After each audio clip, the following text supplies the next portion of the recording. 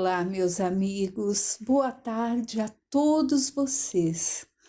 Que Deus esteja no coração de cada um e que no estudo de hoje nós possamos abrir o nosso entendimento para as palavras que Jesus nos deixou há mais de 2000 anos atrás.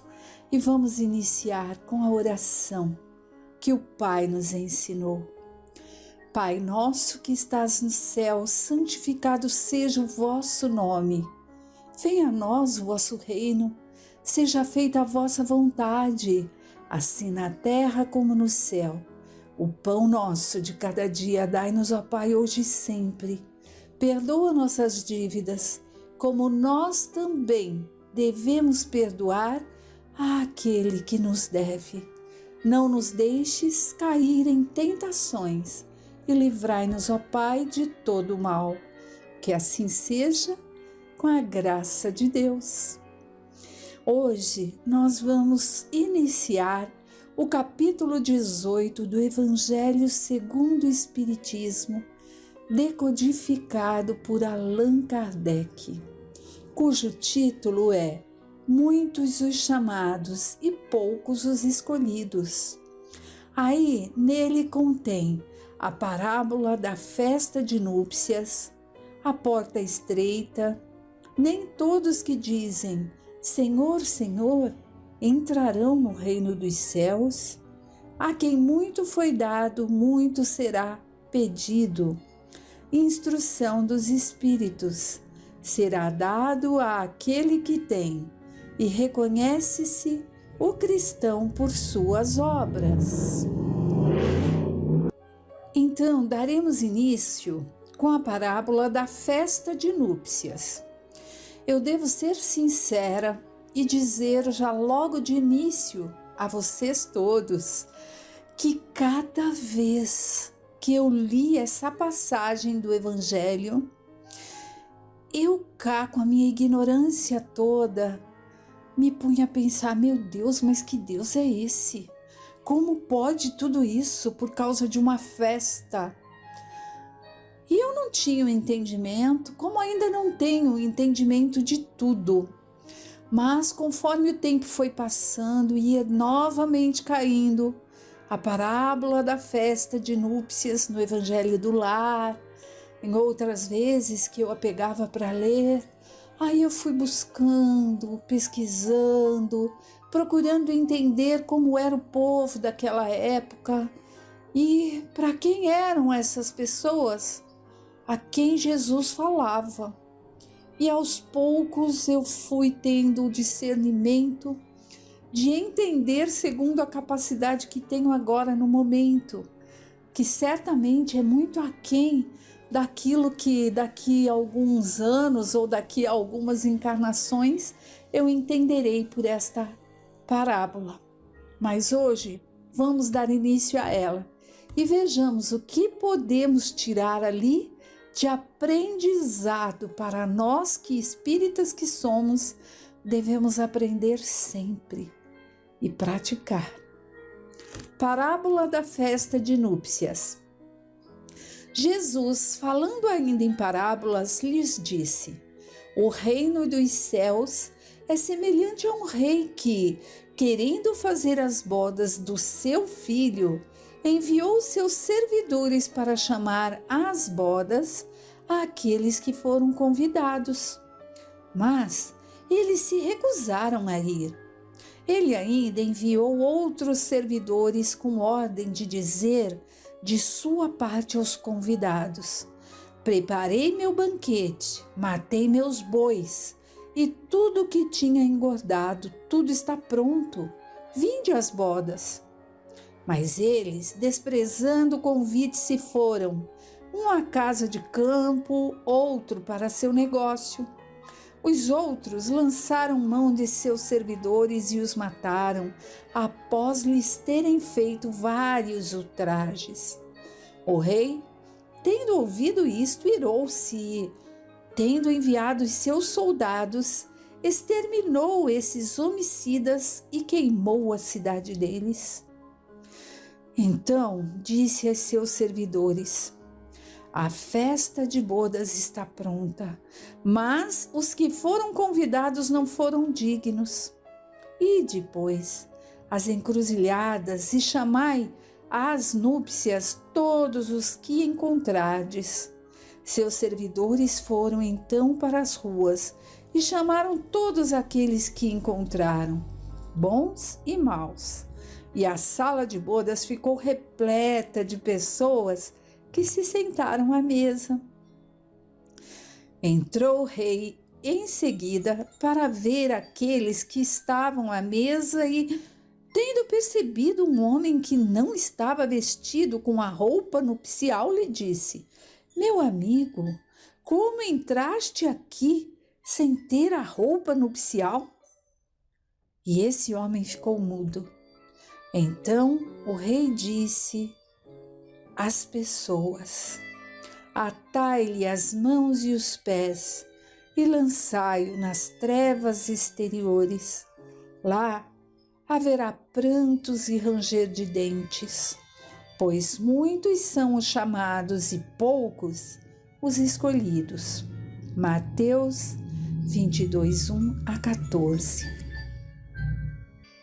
Então, meus amigos, ao ler essa passagem, a gente fica pensando assim: meu Deus, como pode? Como pode tudo isso? Queimar uma cidade porque cada um foi cuidar da sua vida, fazer seus afazeres e não deram ali a atenção merecida à ocasião? Como pode ter mandado tirar a vida, atar os pés e mãos e lançar à treva alguém por causa das vestes? E aí, nós não podemos esquecer de algo que lá no início eu não me atinha muito a isso não.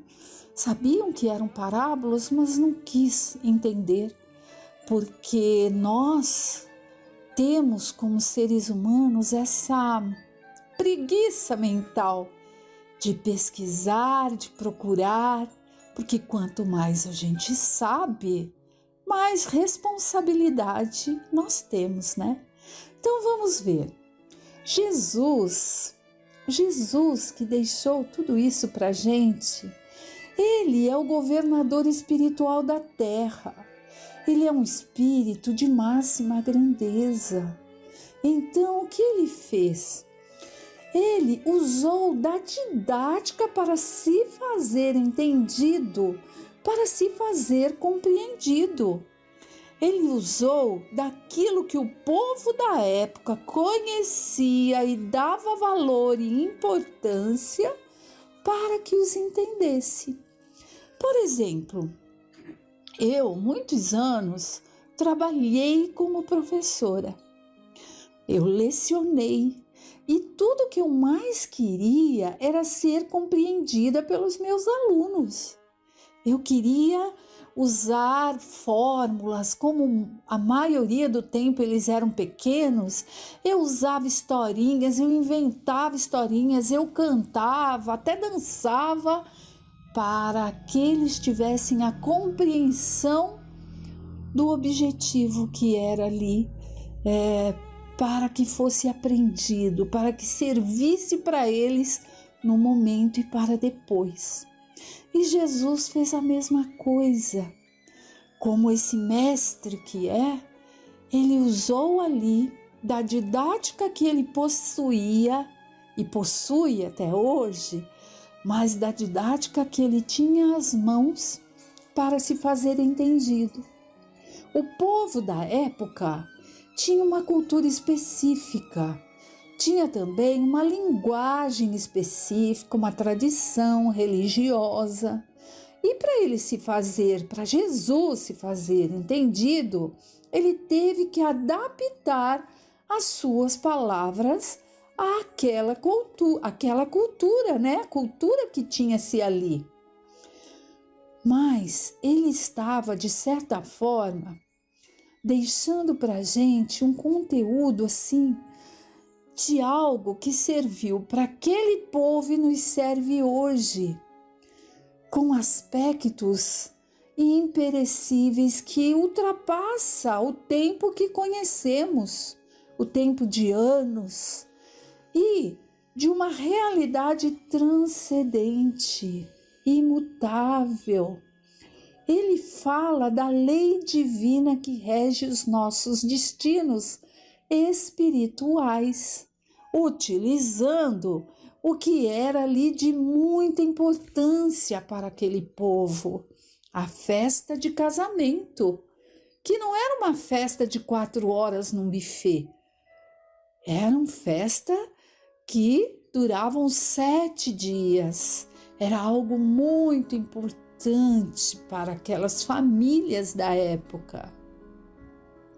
Mas mesmo assim, para nós desse tempo, ler esse trecho do Evangelho, essa parábola, nossa, como é difícil do entendimento. E se passaram 2000 anos e pouco, mas graças a Deus veio Kardec. Kardec veio e simplificou, nos passou de uma forma para que tivéssemos ali a capacidade da compreensão. E aí nós precisamos lembrar, parábolas, que são parábolas, né? Nós já vimos que é usar o fato ali do costume para se fazer entendido. Mas além disso, elas são sementes que um dia desabrocham, fecundam. E onde que essas sementes vão fecundar? Pode ser que no momento que elas foram ali atiradas ao coração dos homens, não fecundem de imediato, assim como eu, quando li, continuo ali, no meu pouco entendimento, como um solo árido, mas aos pouquinhos eu vou buscando entender. Então elas precisam fecundar em nossos corações, pois as parábolas ensinam, mudam a nossa visão de Deus e da vida espiritual. Elas são ensinadas na simbologia e na linguagem do tempo em que foi dita. E hoje, graças à decodificação do Evangelho por Kardec, nós conseguimos fazer essa busca. Então vamos lá. Aí nessa parábola, o reino de Deus é comparado a essa festa de casamento, porque era a festa mais importante da época. O rei destrói a cidade, mas mantém a festa.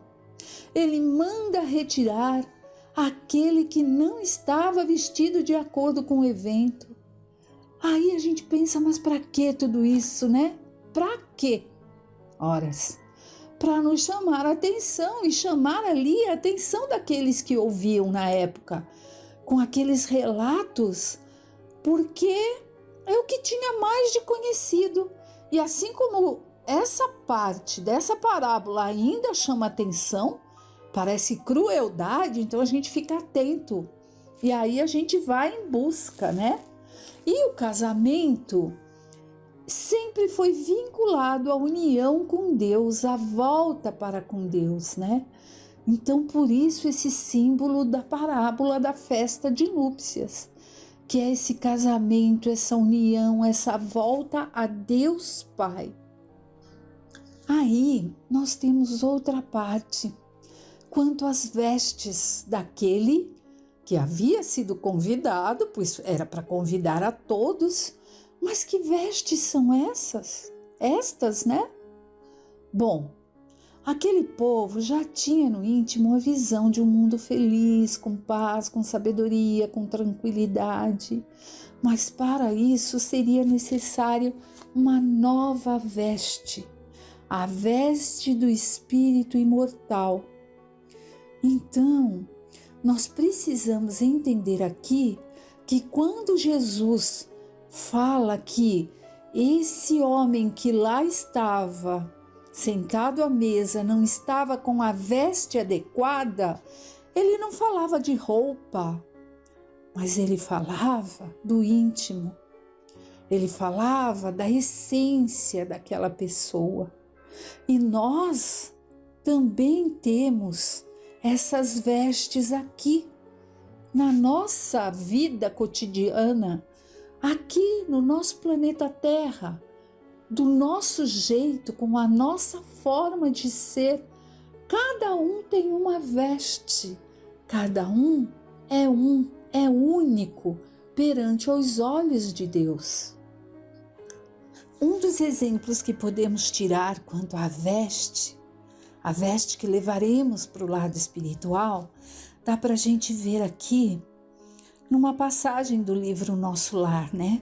Que a nossa veste não é o cargo que ocupamos aqui na Terra, não é o título acadêmico, não é a posição social, não é a conta bancária, mas é a veste daquilo que aprendemos moralmente, são as virtudes que adquirimos.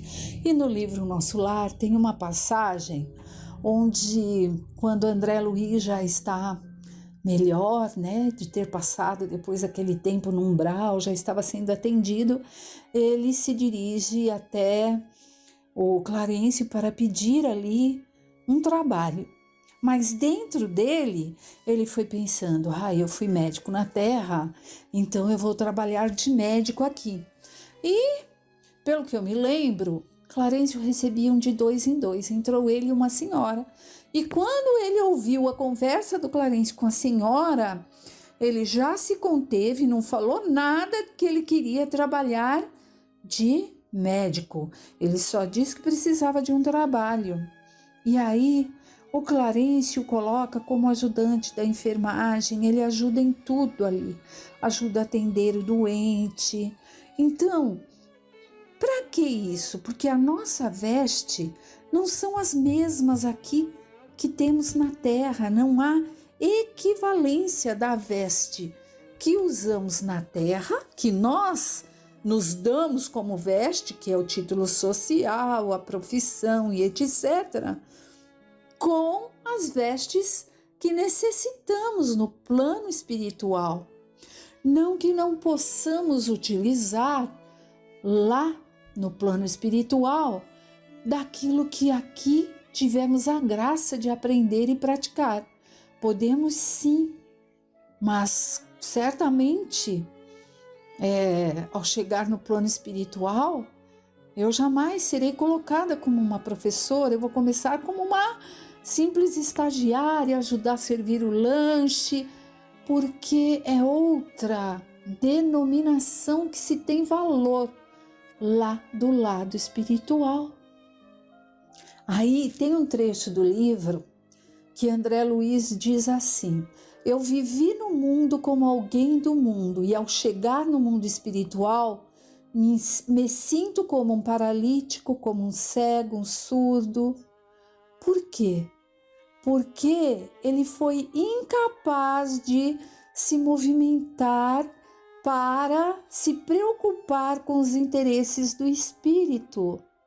Ele teve a chance de encarnar, de estudar, de ser médico, de praticar aqui o trabalho divino da medicina, mas os valores dele eram todos voltados para os bens materiais. Então, nesse pedacinho nós temos que nos ater um pouquinho e nos colocarmos em nós, que estamos buscando? Como agir assim? Como buscar esses valores espirituais? O que posso fazer? E outro item é quando diz amarrar mãos e pés. Isso, nesse sentido da parábola, quer dizer desativar, pois após séculos de equívocos é preciso fechar, congelar algumas partes do que fomos para nos realinharmos, para nos reconstituir, para que nosso destino seja feito de forma correta. Por exemplo, se alguém me pergunta, quem é você? Eu vou dizer, eu sou uma professora, um médico, um advogado. Não, isso são vestes, são roupagens que vestimos na encarnação terrena. Nós somos mais do que a posição que ocupamos, que o momento que vivemos.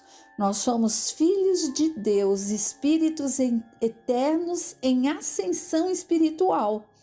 Tudo que está à nossa volta são instrumentos para o nosso melhoramento. Então, para que estamos sendo preparados? Nós já pensamos nisso? Esse mundo é como se fosse um vestibular, um Enem que tem aí. É uma fase preparatória para o verdadeiro mundo que iremos adentrar, que é o mundo espiritual. A lição é clara. O Evangelho traz a alegria, o conhecimento, se formos buscar. O sofrimento, então não há sofrimento nisso tudo? Claro que há, e a gente sabe que há. Olha a época que estamos passando, olha quantos estão sofrendo tanto com essa pandemia, né? Mas é uma transição. Tudo em nossa vida é uma questão de foco. Se mesmo na época em que estamos, de pandemia, de Covid, de doenças, de perdas de pessoas amadas, e mesmo que não sejam os amigos próximos e os parentes próximos, se já conseguimos nos consolidar assim, nos entristecer com o irmão que morreu lá em outro país, que desencarnou, com as situações que estão acontecendo de famílias inteiras, é porque já estamos aprendendo que somos todos irmãos perante a Deus.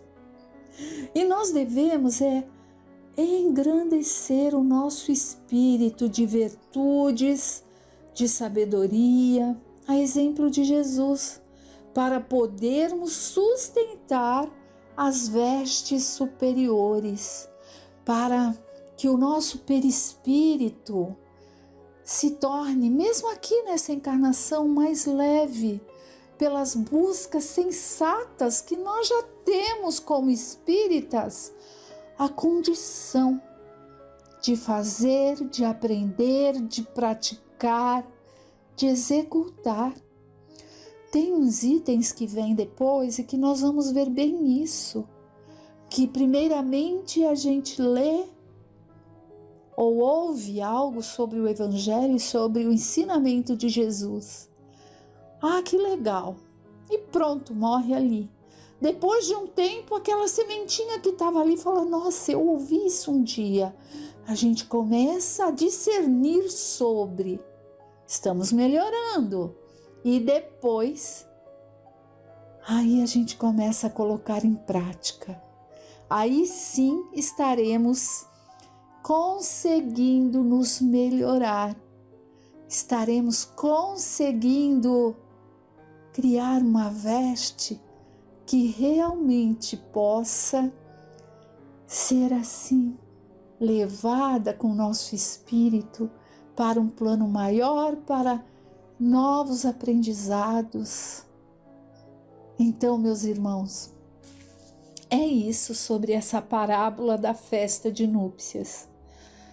E é bom que cada vez que nós passemos os olhos por uma página, um parágrafo do Evangelho e não o entendamos, paremos um pouquinho, vamos dar uma busca, uma estudada para ver o que Jesus queria nos mostrar e as comparações que as parábolas, que as sementes trazem e como podem germinar em nossos corações. Uma ótima semente.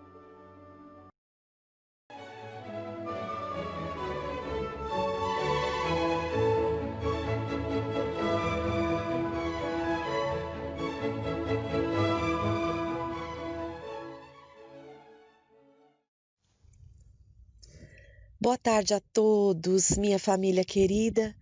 Que Jesus alcance a cada um de nós. Vamos dar continuidade ao estudo da Gênese de Kardec, capítulo 14, os fluidos, e no item manifestações físicas, mediunidade. Estávamos falando sobre as manifestações materiais, a parte das perturbações espirituais, existe um exemplo na Revista Espírita de 1858, de janeiro, onde ocorreu uma evocação e uma mãe que havia perdido a filha de 14 anos por um problema de saúde estava inconsolável, né? E nesta mensagem ocorre ali a comprovação de que a manifestação que foi realizada através da psicografia confirma a essa mãe a identidade dessa filha. Então vocês vão ter essa história inteira, na íntegra, na parte escrita desse site. E é confirmado através de duas situações. Uma confirmação material, que é a letra, a médium que relata, né, a médium que passa o que a filha desencarnada quer dizer à mãe, consegue retratar a letra da filha desencarnada. Então a filha pega mesmo a mão dessa médium e consegue retratar a sua letra, e a mãe comprova a veracidade por este fenômeno, além de outro em que a filha pede para que a mãe tome cuidado com uma pessoa que se aproxima da vida dela, um senhor que ele não é confiável e tal. E isso era uma coisa que somente a mãe sabia dessa situação. A médium e as pessoas ali na sala não tinham conhecimento. E aí, quem quiser saber essa história na íntegra, pegue ali então na Revista Espírita, que vai estar ali no site. Vamos ao item 44. Um fenômeno muito frequente na mediunidade é a aptidão de certos médiuns para escrever numa língua que lhes seja estranha. Desenvolver pela palavra ou pela escrita assuntos fora do seu alcance de instrução. Não é raro ver pessoas que escrevem desembaraçadamente, sem terem aprendido a escrever. Outros produzem poesia, sem jamais terem sabido fazer um verso em suas vidas. Outros desenham, pintam, esculpem, compõem música, tocam um instrumento sem conhecer o desenho, a pintura, a escultura ou a arte musical. É muito frequente que um médium escrevente produza, sem se enganar, a escrita e a assinatura que, usada pelos espíritos que se comunicam através deles, quando eram vivos, embora não os tenha conhecido. Então foi o caso dessa psicografia da Revista Espírita, né, que citamos. Este fenômeno não é maravilhoso do que quando vemos uma criança escrever guiada à sua mão. Por essa maneira, pode-se fazer com que alguém realize tudo o que se deseja e da forma que se deseja. Pode-se fazer com que escreva o que se quer, numa língua qualquer, ditando-lhe as palavras, letra por letra. Compreende-se que o mesmo seja possível na mediunidade, se nos reportarmos a maneira pela qual os espíritos se comunicam com os médiuns, os quais, em realidade, não são para eles senão instrumentos passivos. Porém, se o médium possui o mecanismo, se vence as dificuldades práticas, se as expressões lhe são familiares, enfim, se ele tem em seu cérebro os elementos daquilo que o espírito quer fazê-lo executar, está na posição do homem que sabe ler e escrever correntemente. O trabalho é mais fácil e mais rápido. O espírito não tem mais do que transmitir o pensamento que seu intérprete reproduz por meios de que dispõe. Agora, a aptidão de um médium para coisas que lhe são estranhas também tem frequentemente ligação com os conhecimentos que possuía, se não nessa, numa outra existência, dos quais seu espírito conservou a intuição. Se foi poeta ou músico, por exemplo, terá mais facilidade de assimilar o pensamento poético ou musical que se pretende reproduzir. A língua que ele ignora hoje pode lhe ter sido familiar numa outra existência, Daí resulta para ele uma aptidão maior para escrever mediunicamente essa língua. Vem uma nota aqui de Herculano Pires dizendo: a aptidão de certas pessoas para as línguas que sabem, por assim dizer, sem tê-las aprendido, não tem outra causa senão uma recordação intuitiva do que elas já souberam numa outra existência. Isso é muito legal, né, gente? Agora, vamos para o item 45, obsessões e possessões. Os maus espíritos pululam ao redor da Terra como consequência da inferioridade moral de seus habitantes.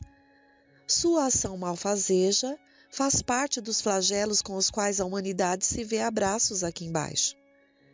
A obsessão, que é um dos efeitos dessa ação, como as moléstias e todas as tribulações da vida, devem por ser consideradas como uma prova ou uma expiação a ser aceitas como tais. Vejam que Kardec já começa dizendo que na Terra, nós todos, é muito natural que passemos por essa situação de obsessão. Então, dificilmente algum de nós não tem ali espíritos ligados a nós em sofrimento por causas anteriores de vínculos que tivemos. Então, é muito natural essa situação na nossa condição inferior moralmente. Vamos ver o que ele continua dizendo. A obsessão é a ação persistente que um mau espírito exerce sobre um indivíduo. Apresenta caracteres muito diferentes, desde a simples influência moral, sem sinais exteriores sensíveis, até a perturbação completa do organismo e das faculdades mentais. Oblitera todas as faculdades mediúnicas. Na mediunidade auditiva e psicográfica, ela se traduz pela obstinação de um espírito a se manifestar com exclusão de todos os outros. Vamos ver o item 46. Kardec diz: assim como as moléstias, as doenças, são o resultado das imperfeições físicas que tornam o corpo acessível às influências perniciosas exteriores, a obsessão é sempre a decorrência de uma imperfeição moral que dá entrada a um mau espírito. Há uma causa física, quando estamos doentes, há uma causa física, opõe-se uma causa física. Há uma causa moral, será preciso contrapor uma causa moral. Para se preservar das doenças, das moléstias, fortifica-se o corpo. Para garantir-se contra a obsessão, será preciso fortificar a alma. Daí resulta para o obsedado a necessidade de trabalhar para a sua própria melhoria, o que geralmente basta na maioria dos casos para o desembaraçar do obsessor sem o auxílio de pessoas estranhas. Tal socorro torna-se necessário quando a obsessão degenera em subjugação e possessão, pois então o paciente perde por vezes a sua vontade e o seu livre-arbítrio. Então vejam vocês, e isso é muito, a gente pode notar isso quando a gente entra, por exemplo, na orientação de um centro espírita como o nosso. Normalmente, ao adentrarmos a orientação porque estamos com perturbações, o orientador vai pedir para que a gente se remende, vai pedir para que a gente faça o evangelho em casa e atue, nos inclinando às ações do evangelho, dos ensinos de Jesus, e além disso não saímos de lá sem a indicação de um trabalho de doação, na própria casa, ou que a gente busca algum lugar para doar, para se doar ao outro. né?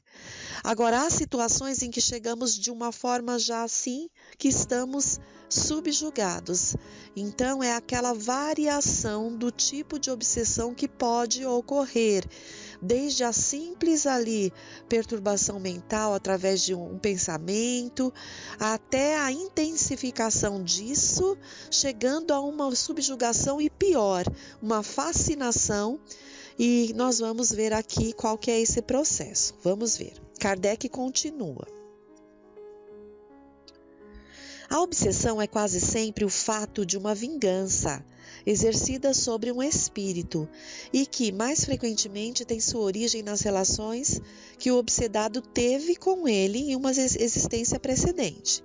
No caso de obsessão grave, o obsedado está como que envolvido e impregnado de um fluido pernicioso que neutraliza a ação dos fluidos salutares e os repele. É do fluido que será preciso desembaraçar-se. Ora, um mau fluido não pode ser repelido por um mal. Por uma ação idêntica à do médium curador, no caso de moléstia, será preciso expulsar o fluido mau com o auxílio de um fluido melhor. Lembram-se, estamos estudando o fluido o capítulo inteiro. Nós, pela nossa conduta e pensamento, geramos em volta de nós uma atmosfera fluídica. Vibramos, né? Essas energias.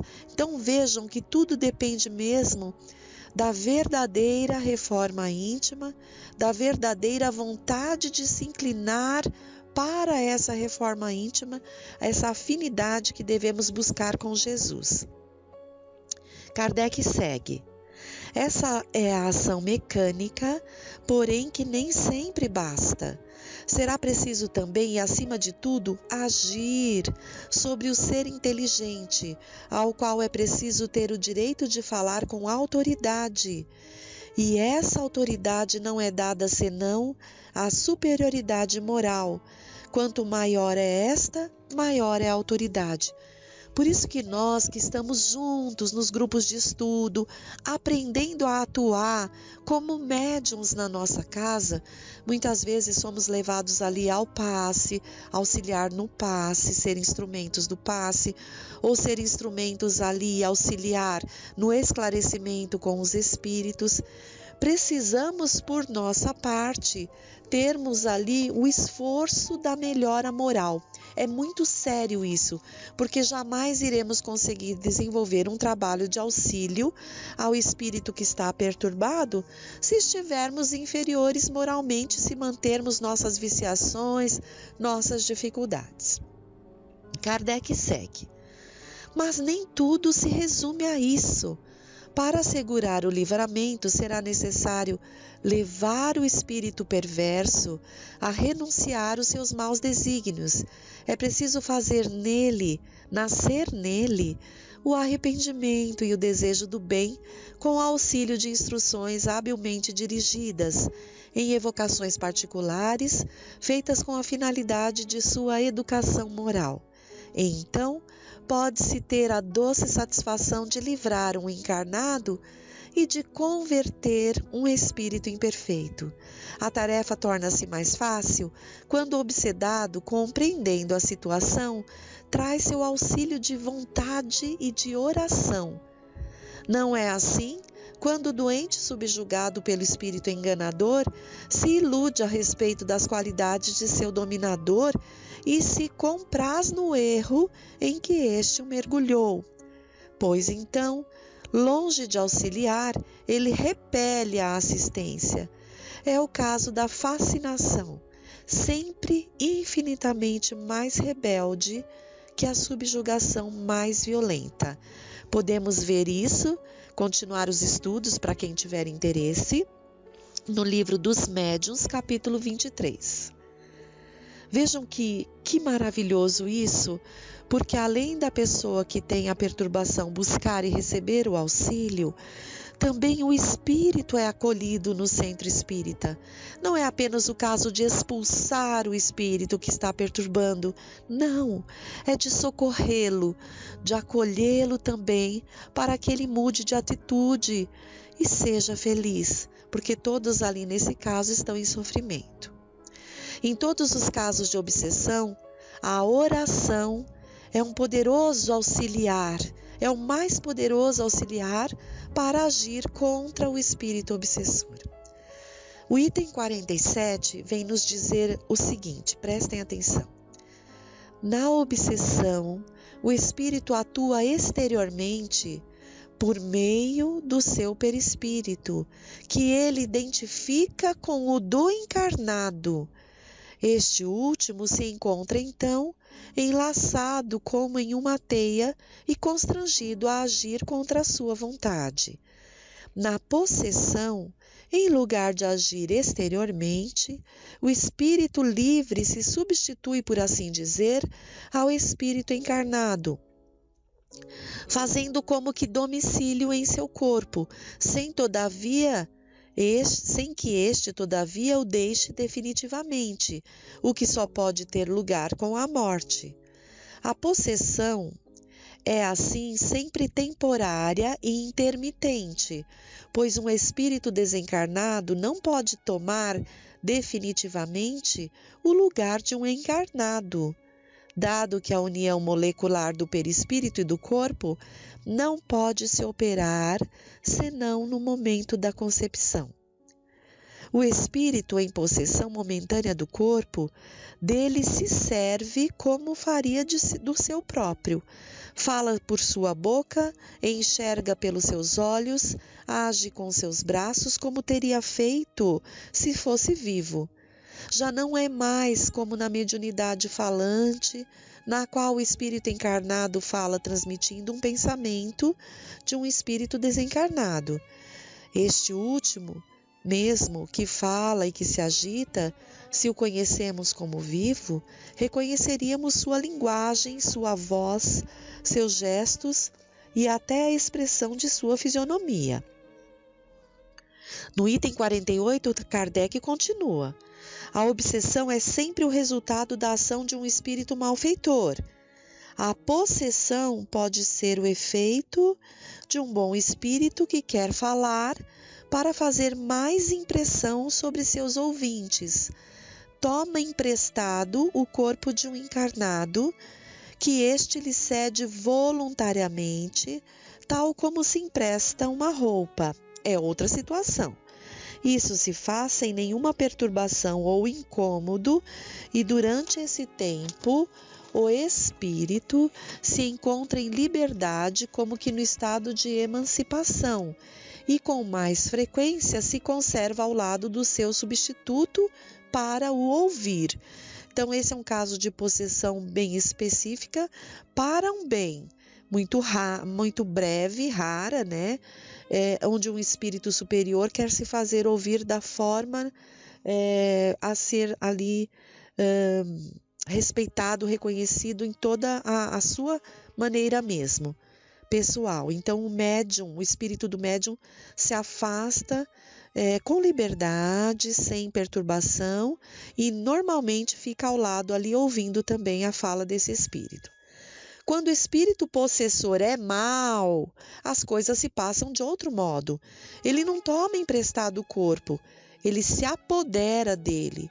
Se o titular não tem força moral para resisti-lo, ele o faz por maldade dirigida contra o seu possesso, a quem tortura e martiriza por todas as maneiras, até pretender fazê-lo perecer, seja por estrangulamento, empurrando-o ao fogo ou outros lugares perigosos. Servindo-se dos membros e dos órgãos do infeliz, ele blasfema, injuria, maltrata os que os rodeiam, entrega-se a excentricidades e atos que têm todos os caracteres da loucura furiosa.